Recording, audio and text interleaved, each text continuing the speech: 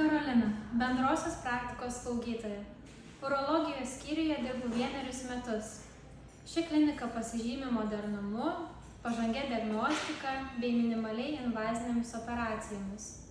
Čia kasdien stacionarizuojami pacientai įvairaus pobūdžio urologinėms operacijoms. Na, o mes, slaugytojos, užtikriname reikalingą paciento priešoperacinį paruošimą ir po chirurginės intervencijos, kuomet pacientas grąžinamas į skyrių, stebime paciento būklę, atliekame gydytojų paskirimus, žymime slaugos dokumentaciją bei vertiname rizikos veiksnius. Nuolatinis užimtumas bei darbuotojų gausa parodo, kaip svarbu komandiškumas bei bendrystė siekiant geriausių rezultatų.